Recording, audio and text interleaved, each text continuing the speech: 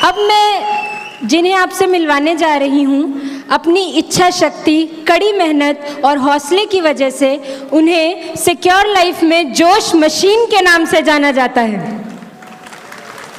उन्होंने हमेशा अपनी टीम को एक ही बात सिखाई है, अगर आप अपनी टीम को कोई उपहार देना चाहते हैं तो उन्हें जोश दीजिए। आज चाहे करोड़ों का घर हो या लाखों की गाड़ी, उनके पास किसी भी चीज़ की कमी नहीं है। अपनी जगह से खड़े होकर एक जोरदार तालियों से स्वागत करें the man with the magnetic personality, the जोश मशीन, मिस्टर अजय पिल्ले।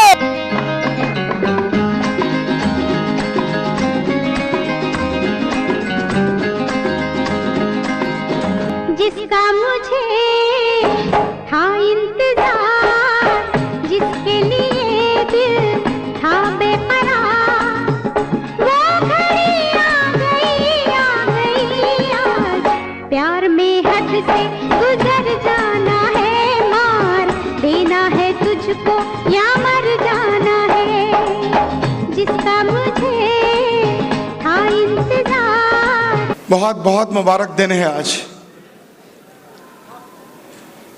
आज बड़े बड़े प्रमोशंस हुए में हमारे आदरणीय मर्करी लेवल में संजय सर, जिनका हाथ पकड़ के इस मंच तक आए,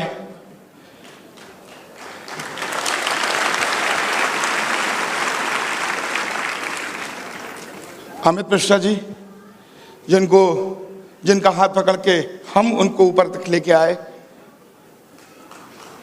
वीरेंद्र कुशवाहा जी, संघर्ष जब चल रहा था तो उनका भी हाथ पकड़ने का मौका मिला मुझे, और एसके दास जी, उनका भी हाथ पकड़ने का मौका मिला। एक एयरफोर्स से, एक आर्मी से, एक नेवी से, हमें तो लगा मानो आज जनरल ही बन गए। हमें तो ऐसा लग रहा है आज। याद आता है वो दिन भी संघर्ष का, जब कभी 17 साल की उम्र में अपनी मां का हाथ छोड़कर जबलपुर रेलवे स्टेशन से रेलगाड़ी पकड़ी थी। वो दिन भी याद आता है। और एक बात तय था दोस्तों, उस दिन खुशी तो बहुत थी कि नौकरी मिल गई है, हालात परिस्थितियां ऐसी थी छोड़नी पड़ी। खुशी खुशी नहीं छोड़ा था वो शहर, क्योंकि मां के साथ रहना किसको पसंद नहीं।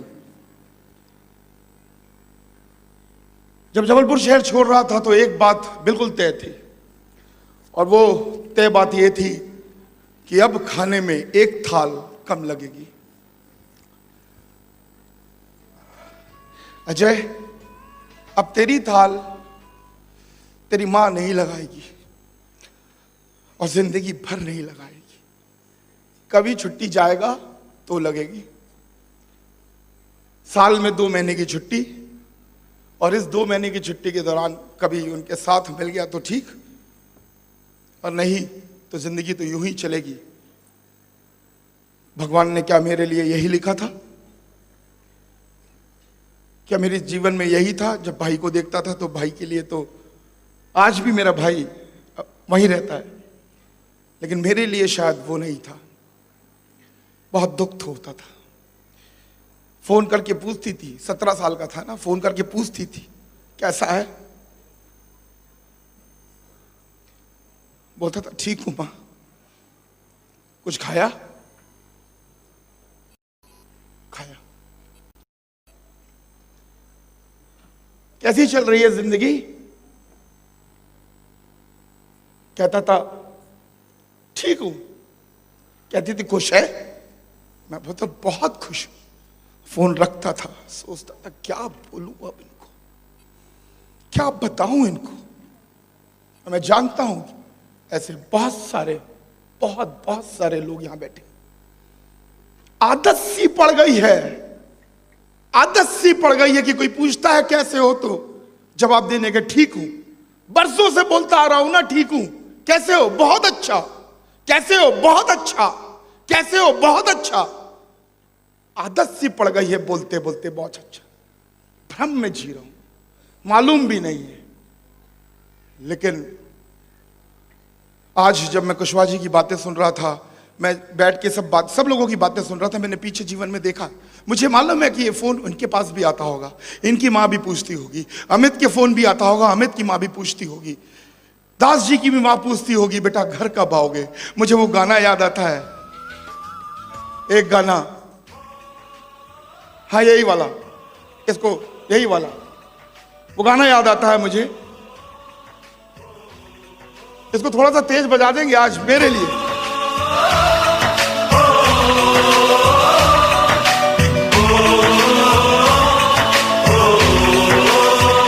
संदेशे आते हैं हमें तड़पाते हैं, कुछ चिट्ठी आती है पूछे जाती है कि घर कब आओगे, कि घर कब आओगे, लिखो कब आओगे, कि तुम बिन ये घर सुना सुना है। संदेशे आते हैं और आज बताता हूं क्या हुआ, आज बताता हूं क्या हुआ। आज अपने मन का मालिक हूं। आज मेरी मां मेरे साथ रहती है यहां पर। आज जब चाहता हूं वहां चले जाता हूं।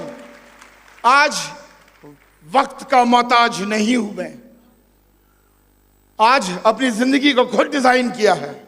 आज मैं जानता हूं कि जो जिंदगी को मैं बरसों पहले छोड़ के आ गया था, वो जिंदगी अब वो नहीं है। उससे कहीं कहीं अच्छी जिंदगी अब हो चुकी है। मैं सिर्फ एक संदेश आपको यहां पर देना चाहता हूं।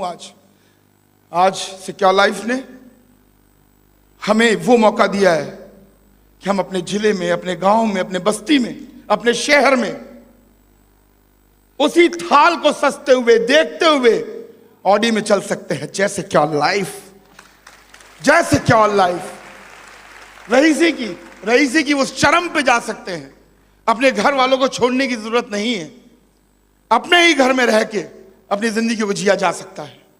और जब ये दौर चल रहा था ना दोस्तों, जब ये दौर चलता है लोगों का, मैं अपने बारे में बताता हूं कि मैं इतना टूट चुका था। बहुत रुलाती थी ये बातें मुझे कि मैं शाम को मैखाने में जाने लगा। और कौन कहता है कि मैखाने में लोग बर्बाद होते हैं? हमारी जिंदगी मैखाने में आबाद हुई है, क्योंकि ये प्लान हमको मैखाने में देखने में मिला।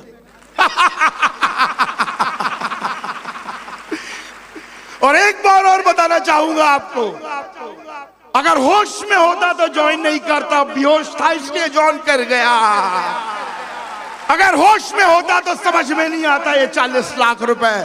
बेहोश था इसलिए समझ में आ गया 40 लाख रुपया। बेहोश था इसलिए समझ में आ गया कि सब कुछ हो सकता है। होश वाले तो कैलकुलेशन करते हैं। होश वाले हमें पागल बोलते हैं। और जो बेहोश होते हैं लोग, जो जिंदगी में आगे बढ़ना चाहते हैं, वही लोग होते हैं जो यहां पर कामयाबी की सीढ़ी चढ़ के और ऊपर आते। मैं ऊपर देख के आज बोल रहा था, वाह रे खुदा तेरी खुदाई, तूने एक बिहारी को ऑडी दिलाई। अरे वाह वाह वाह वाह, अरे वाह वाह वाह, वाह रे खुदा तेरी खुदाई, तूने गरीब किसान के बेटे को डस्टर दिलाई। बुलाओ।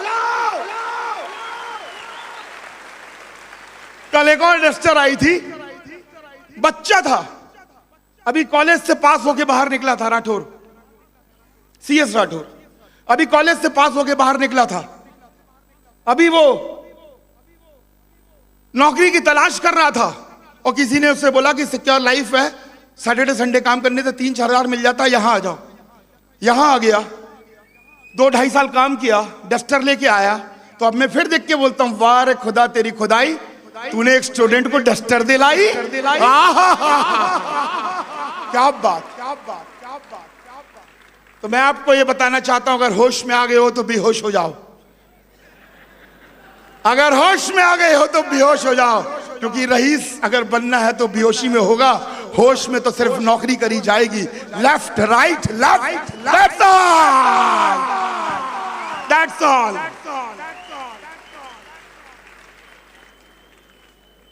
हम जानते हैं ये बात, क्योंकि ये बात समझ में आएगी नहीं, क्योंकि हमें भी समझ में नहीं आई थी, हमें समझ में ही नहीं आई थी, हमें मालूम ही नहीं था कि हम गरीब हैं। मैं अक्सर लोगों को सुनता हूं, नेताओं को सुनता हूं, 2014 में अब इलेक्शन का दौर आ रहा है, कोई कह रहा है कि गन्ने की खेती को इंप्रूव करवा देंगे, कोई कहता है उद्योग ठीक करवा देंगे, कोई कहता है पानी मुफ्त ले लो, कोई कहता है बिजली मुफ्त ले लो, कोई बोलता है कुछ ले लो, कोई बोलता है कुछ ले लो। लेकिन हम जैसे लोगों का क्या, जो चंद हजार की नौकरी कर रहे हैं, ना तो हम 3 में हैं ना हम 13 में हैं, ना उगला जा सकता है ना निगला जा सकता है। हमारे घर वाले तो बोलते हैं भाई नौकरी में आ गए ठीक है, बाल बच्चे पाल लेगा, लेकिन पीछे पलट के देखो ना उन बच्चों को, उनकी भी तो चाहत है कि उनके भी पापा वो कार लेके आए जिसकी छत खुले और उनकी बेटी भी बाहर निकले और बोले जियो जिंदगी, और बोले जियो जिंदगी। लेकिन घर वाले तो बोलेंगे यार इसकी तो नौकरी लगी है, इसकी तो नौकरी लगी है, और नौकरी वालों को कोई नहीं पूछता, ना 3 में ना 13 में। हर किसी के लिए कुछ ना कुछ है इस बार इलेक्शन में, लेकिन हम जैसे लोगों के लिए कुछ नहीं है। कोई सोच ही नहीं रहा, जहां पर हो ठीक हो, तरक्की करो, खूब मेहनत करो। अरे खूब मेहनत कर रहे हैं, खूब मेहनत कर रहे हैं, लेकिन एक कंपनी है जो ऐसे ऐसे लोगों के बारे में सोचती है, और वो है सिक्योर लाइफ। हम जैसे लोगों के लिए, हम जैसे लोगों के लिए चंद हजार की नौकरी करते थे, मां से दूर रहते थे, छुट्टी मिलती थी तो जाते थे, मोहताज थे उस पेन के, उस कलम के, कि अगर सिग्नेचर होगा तो मां से मुलाकात होगी, अगर सिग्नेचर नहीं होगा तो मां से मुलाकात नहीं होगी। मोहताज थे उस कलम के, उस कलम को तोड़ दिया, सिक्योर लाइफ में ज्वाइन किया। Thank you so much secure life, thank you so much. उस कलम को तोड़ना होगा, उस कलम को तोड़ना होगा। हमारे बारे में सोचता कौन है? आज मैं बताता हूं मार्केटिंग में कितने सारे लोग हैं। क्या हम पहले लोग हैं जो मार्केटिंग कर रहे हैं? क्या हम पहले लोग हैं जो सामान बेच रहे हैं? क्या कपड़े पहले और नहीं बिके? क्या इंश्योरेंस और नहीं बिका पहले? करोड़ों करोड़ों लोग हैं, करोड़ों करोड़ों लोग हैं जो मार्केटिंग लाइन में हैं। लेकिन ऐसा कौन सा जादू हो गया कि 4 साल में 5 साल में लोग 4-5 हजार 10 हजार से करोड़ों में आ गए? ऐसा कौन सा जादू है कि लोगों ने अपने साथ काम करने वाले लोगों के घर खरीदवा के दे दिए, अपने साथ लोग जो साथ में काम कर रहे थे उन लोगों को गाड़ियां खरीद के दे दी, और सपने की ताकत का अंदाज हो गया। तो मार्केटिंग तो बहुत सारे लोग करते हैं, बहुत सारे लोग, लेकिन हमें देखना यह होगा कि हम कौन सी लाइन में खड़े हैं, हम कौन सी लाइन में खड़े हैं। 2001 से पहले मैं 4,500 की लाइन में खड़ा था, अपना नंबर का इंतजार कर रहा था। 1 साल, 2 साल, 3 साल, 4 साल, और मुझे 20 साल तक जाना था उसी लाइन से आगे बढ़ते बढ़ते। और 13 साल में आने के बाद मेरे कदम 8,500 पे आके रुके। 13 साल चलने के बाद 4,500 से 8,500 के कदम पे आके रुके, 13 साल चलने के बाद। और 20 साल चल लेता दोस्त, अगर 20 साल तो 32,000 पे आके रुकता। मैं ये बात जानता था कि इस लाइन में लोग लगने वाले लोग सिर्फ अपने बच्चों की 2 शादी और 1 घर खरीद पाते हैं बड़ी मुश्किल से, और उसके बाद सुबह का अखबार लेके पार्क में बैठते हैं, क्योंकि उसके बाद कोई पूछने वाला नहीं होता। तो जिस लाइन में हम खड़े हैं, आज आपको यह चेक करना है कि जिस लाइन में आप खड़े हैं उस लाइन में आखिरी पे जाके आप कहां पहुंचेंगे। हम जानते हैं इस बात को कि ये लाइन हमें बहुत दूर तक नहीं ले जा सकता, और हम किस्मत का वास्ता देकर रोक लेते हैं। तो आज वक्त है कि लाइन बदल लें। अगर 4,000 की लाइन पे खड़े हैं तो हमको 2 लाख रुपए हफ्ते की लाइन पे आना होगा, 8 लाख रुपए महीने वाली लाइन पे आना होगा। और अगर भूख है और पैसा कमाना चाहते हो तो 2 आईडी और 3 आईडी वाली लाइनों में लगना होगा, क्योंकि एक आईडी से वीनस हो, दूसरी आईडी से डबल डायमंड हो 1 साल पहले। तो और ज्यादा भूख है तो वो लाइन को बदलना होगा, और उस लाइन में आके आपको आगे बढ़ना होगा। हम किस्मत को कोसते हैं ये सोच के कि हम मेहनत करते हैं। क्राइटेरिया क्या है यहां पर डायमंड बनने का? अरे जो आप कर रहे हैं वही क्राइटेरिया है। ये देखो, ये पसीना बह रहा है, इस पसीने की कीमत 4,500 रुपए लगाई थी 2001 में फौज ने, और इस पसीने की कीमत है सिक्योर लाइफ ने 10 लाख रुपए लगाई है। पसीना तो यही बह रहा है दोस्त, पसीना तो यही बह रहा है, पसीना तो यही बह रहा है, और यही काम करना है। जो मेहनत वहां कर रहे हो 4,000 वाली लाइन पे, वो मेहनत यहां करनी है 10 लाख वाली लाइन पे। कर्मठ हो, ईमानदारी से काम वहां कर रहे हो, ईमानदारी से काम यहां करना है। सच्चाई से काम वहां कर रहे हो, सच्चाई से काम यहां करना है। वहां पर सपनों की ताकत के बारे में नहीं मालूम है, या सपनों की ताकत के बारे में बताया जाता है। अगर मैं अपनी कामयाबी का श्रेय अगर किसी को दूंगा तो सिर्फ और सिर्फ इवॉल्व इंडिया को दूंगा, सिर्फ और सिर्फ इवॉल्व इंडिया को दूंगा। क्योंकि जिस स्कूल से मैं पढ़ के निकला था, मुझे नाज है ये बताते हुए कि मैं सेंट अलोयसियस स्कूल जबलपुर से पढ़ के निकला हूं, जो जबलपुर का आज तक का सबसे बेहतरीन स्कूल है। और मैं फौज की नौकरी में चला गया था। उसके बाद 2001 के बाद मैं जिस स्कूल में आया, ये सिस्टम फॉर सक्सेस जो है, ये एजुकेशन फॉर सक्सेस है। जब तक एजुकेट नहीं होंगे, क्योंकि यहां पे मैंने सीखा, if you work hard on a job you will make your living, and if you work hard on yourself you will make Fortune. अगर आप अपने काम पे मेहनत करते रहोगे तो सिर्फ जीविका बनाओगे, और अगर आप अपने ऊपर मेहनत करना चालू कर दोगे तो आप जिंदगी बना लोगे। और इवॉल्व इंडिया ने मुझे तराशा, मुझे बनाया, मेरी पर्सनालिटी को निखारा। मुझे याद है बचपन में मेरे घर के आसपास, मेरा पुराना घर था खपरेल वाला, वहां आसपास कुछ लड़कियां होती थी, बड़ी दीदी, वो बेसन में हल्दी और मलाई लगा के लगाया करती थी। तो मैं भी चले जाता, दीदी मुझे भी लगा दो, मैं भी काला हूं, मैं भी गोरा हो जाऊंगा। सुंदर बनना चाहता था, सुंदर दिखना चाहता था। इवॉल्व इंडिया में आया, यहां पर हल्दी, बेसन और मलाई नहीं लगा, इन्होंने रगड़ रगड़ के तराशा। लेकिन आज जो मलाई मिल रही है ना, वो 10 लाख रुपए की मिल रही है दोस्त। ये पर्सनालिटी है इवॉल्व इंडिया ने जो सिखाया मुझे, जो बनाया मुझे। मैं इस ऑर्गेनाइजेशन को सलाम करता हूं। और हम लोग जो डायमंडशिप का रास्ता है वो इसके माध्यम से है, इसके साथ है। मैं गर्व महसूस करता हूं ये बताते हुए कि इवॉल्व इंडिया में आज बड़े बड़े दिग्गज, मिस्टर हर्ष बिल्ला, मिस्टर दीपक बिल्ला, मिस्टर सुनील मान, मिस्टर संजय गुप्ता, और मैं एक छोटा सा नासी इसी का एक हिस्सा हूं, mister B Singh, mister Vijender, mister Subodh Tiwari, mister Sanjay Tiwari, mister Amit Mishra, mister Praveen Sinha, double diamond SS Panda, mister TR Nayak Sher, mister रतन। ये दिल्ली का मोर्चा है।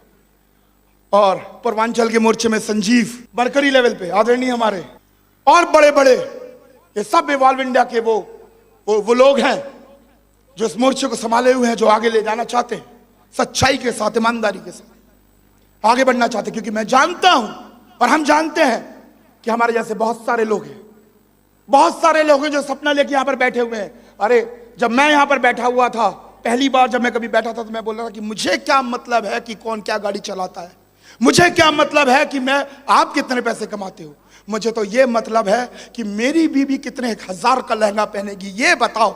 मुझे ये बताओ कि मेरे बच्चे कौन सी गाड़ी में चलेंगे, ये बताओ। मेरा तो एक ही ड्रीम होता था, मुझे ये बताओ कि मेरी ऑडी कैसे आएगी, मुझे ये बताओ कि मैं 10 लाख पे कैसे पहुंचूंगा। जब व्यक्ति यहां बैठा होता है तो वो अपने बारे में सोच रहा होता है। मुझे ये बताओ कि मैं अपने मां को गर्व कैसे फील कराऊंगा, ये बोलते हुए कि मां मैं तेरी ही कोख का। मैं बताता हूं, जब मैं बचपन में पढ़ता था और पढ़ाई नहीं कर पाता था, तो मेरी मां बोलती थी बेटा पढ़ ले, नहीं तो नौकरी नहीं मिलेगी, बर्तन मजेगा तू। और मैं उनसे बोलता था मां एक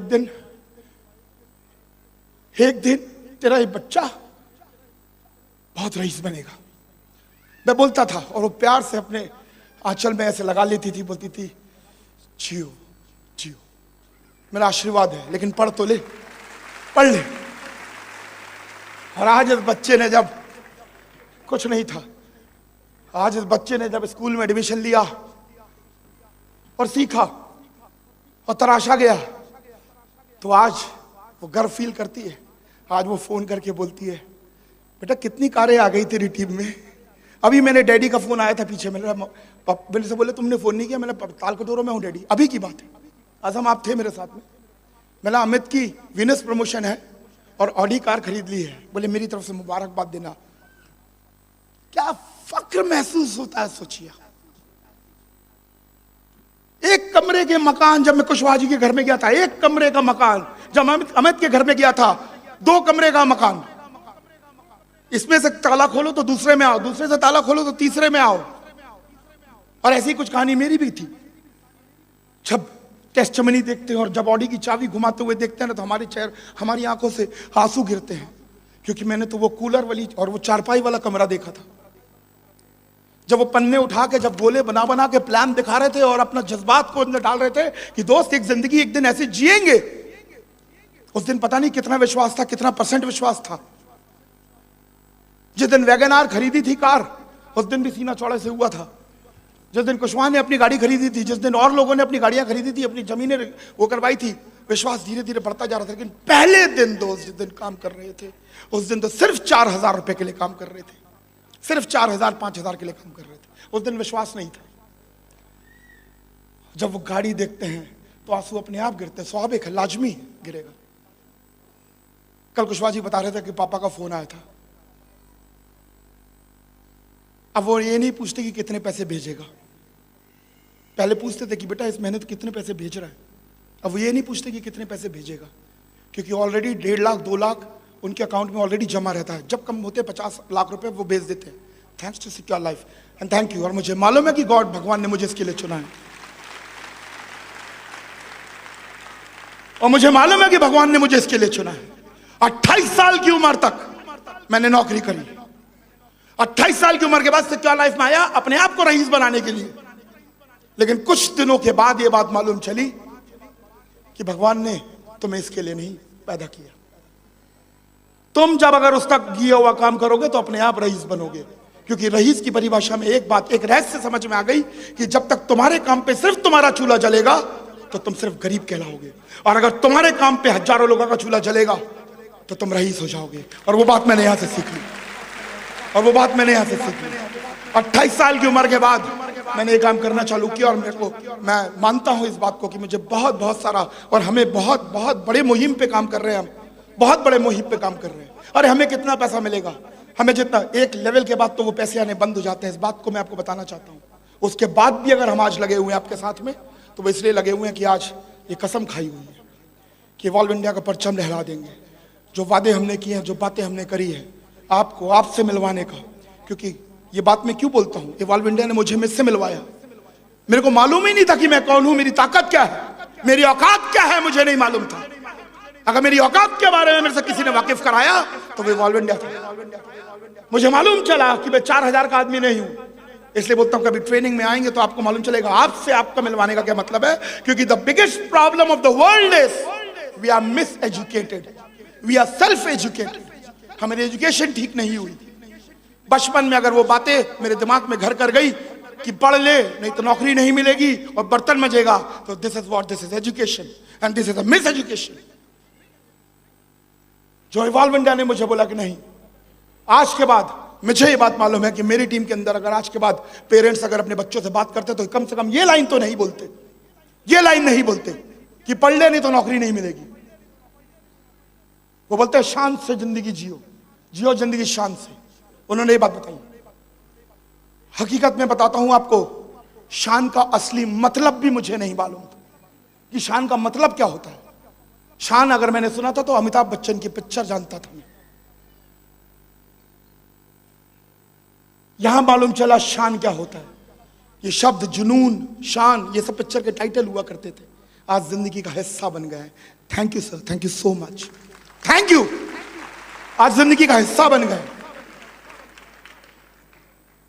आज जब हमने एक नारा लेके हम चले थे कि जियो जिंदगी शान से, उस टाइम नहीं मालूम था गरीबी क्या होती है, नहीं मालूम था कि 4,000 कमाने वाला व्यक्ति अपने आप को अमीर समझता था, क्योंकि वो सोचता था कि रेलवे स्टेशन में जो पड़ा हुआ है और किसी का दिया हुआ खा रहा है वो गरीब है। मैं गरीब नहीं हूं, क्योंकि दिवाली में बम पटाखे मेरे घर में फूटते थे, कपड़े मैं पहनता था, तो मेरे को गरीबी का एहसास नहीं था और मालूम नहीं था, परिभाषा नहीं मालूम थी गरीबी क्या होती है। काम चल रहा है तो सब ठीक है, संतुष्टि थी, जबरदस्ती थोपी हुई संतुष्टि, थोपी हुई संतुष्टि। सब कुछ है हमारे पास, सब कुछ, सब कुछ, सिर्फ हाथ बढ़ा के आगे बढ़ना है, विश्वास पैदा करना अपने अंदर। और मैं जानता हूं ये बात, ये कसम है हमारा आपसे और वादा है हमारा आपसे कि इवॉल्व इंडिया का झंडा तो हिंदुस्तान के अंदर लहराएगा जब तक जान में जान है और खून में खून है। इसको तो डंके की चोट पे हम आगे लेके जाएंगे, शहरों शहरों के अंदर, शहरों शहरों के अंदर ये गरीबी का आलम मिटाएंगे और ये बताएंगे कि किस तरह से काम करके आपको आगे बढ़ना है। एक बात और मुझसे बोली गई है जो मैं आज बताना चाह रहा हूं आपसे, कि डायमंड शिप के केक से पहले आज तक 2 लाख रुपए का केक नहीं कटा। डायमंड शिप के केक से पहले, क्योंकि डायमंड बनने के बाद ही लोगों ने सीलिंग टच किया है आज तक। लेकिन अब वक्त बदल गया। 2 लाख रुपए का केक डायमंड शिप से पहले कटवाएंगे, ये भी देखेंगे हम लोग इसके बाद। और इसके लिए मैं एक बात बताता हूं, आज तक लोगों का यह मानना है कि 10,000 लोगों की टीम के बाद 2 लाख रुपए का केक कटता है। मैं आपको बताना चाहता हूं ईमानदारी से, अगर 100-150 लोग, कर्मठ लोग, हम जैसे बेहोश लोग, हम जैसे जज्बे वाले लोग, हम जैसे लोग जो अपने परिवार से बेइंतहा प्यार करते हैं, हम जैसे लोग जो अपने बच्चों को वो ऑडी की या किसी कार की रूफ निकले और उसमें से बच्चा हाथ हिलाता हुआ निकले, ये सपना देख रहे हैं और उनको वो जिंदगी देना चाहते हैं, ऐसे 100-150 लोग आपकी टीम के अंदर जनरेट हो जाएं। ऐसे 100-150 लोग आपको उस मुकाम तक पहुंचा देंगे और वो केक कटवा देंगे। इसी के साथ जियो जिंदगी शान से। 2014 को हमने चेंज का नारा दिया है, चेंज, परिवर्तन। 2014 में बहुत सारा परिवर्तन होने वाला है। आप लोग घर पे जाके बताइएगा ये बात। बहुत बड़ा परिवर्तन होने वाला है। बहुत बड़े बड़े चेक साइज बनने वाले हैं। आपके अपने घर, आपकी अपनी गाड़ी, जो सपने आप लेके चल रहे हैं, उसको हाथ में मुट्ठी में बांध के रखिए। ढेर सारी शुभकामनाओं के साथ और उन सारे बच्चों को प्यार जो इवॉल्व इंडिया के परिवार के हिस्सा है, हमारी ओर से बहुत ढेर सारे प्यार और आपके सपने पूरे हों, ऐसी आशा के साथ मैं अलविदा लेता हूं। Thank you so much and go diamond. Thank you so much.